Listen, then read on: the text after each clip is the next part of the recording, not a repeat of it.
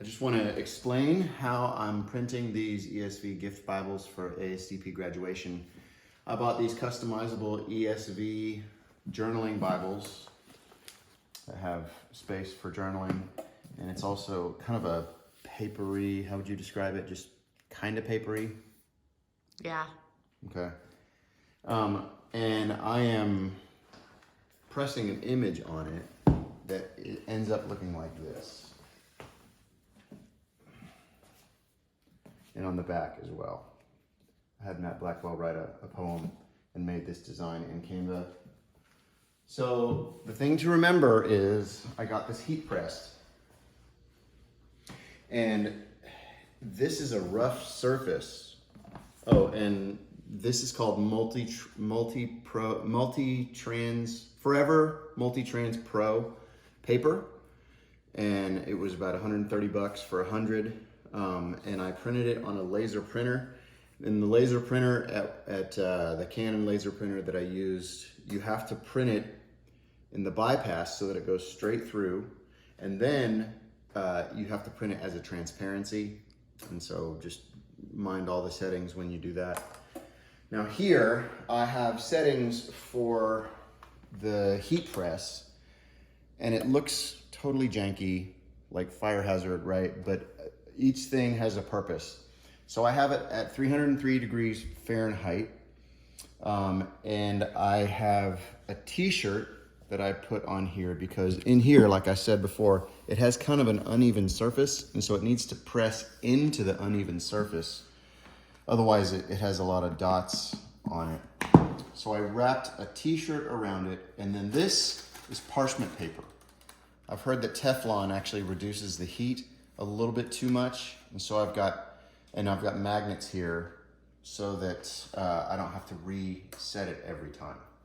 Now the process is I heat the book for 20 seconds, and then I'll throw this on. I was using tape before, but I feel okay about being able to press it on here because I made the top a flat edge against there, so I can kind of feel it with my fingers. I wish I could think of a better way to do that now, but I can't.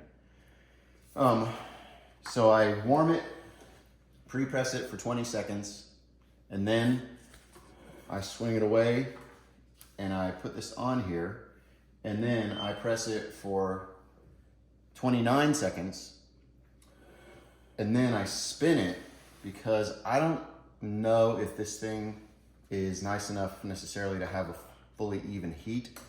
So I turn it and then I finish it.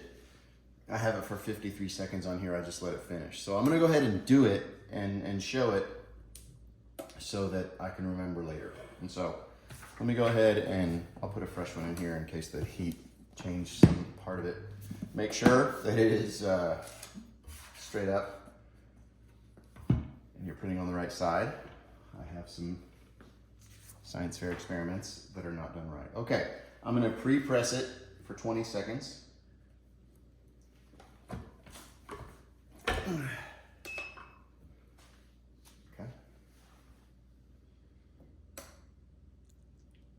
I really like how these turned out, and it's nice to have a timer. Get down to 32. All right, so I'm gonna lift it, and I'm gonna put the front on, kind of eyeball it. And kind of press it down.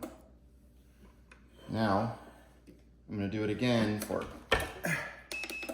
until that reaches 29.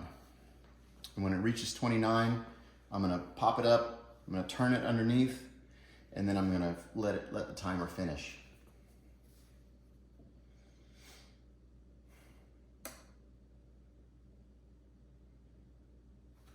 Fire extinguisher. Just in case. Okay, we're at 29. Whoops, I don't need to do that, but I just need to spin it under here and let it finish.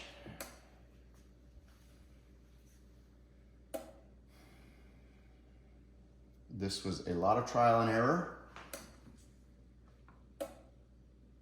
and it probably would be really different if I had a different heat machine, but this is the one I'm thankful to have. All right, 3 seconds.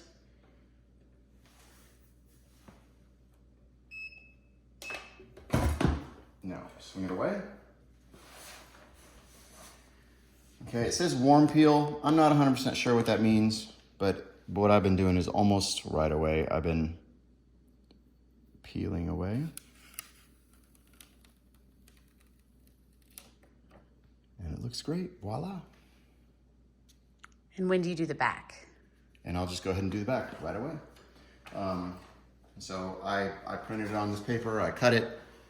One thing that is also important is when you press this, you want to have some paper hanging over so that when you don't have to use your fingernails to get it up, you can actually pull it from the edge, and that's helpful as well. All right, if I think of anything else, we'll do it again.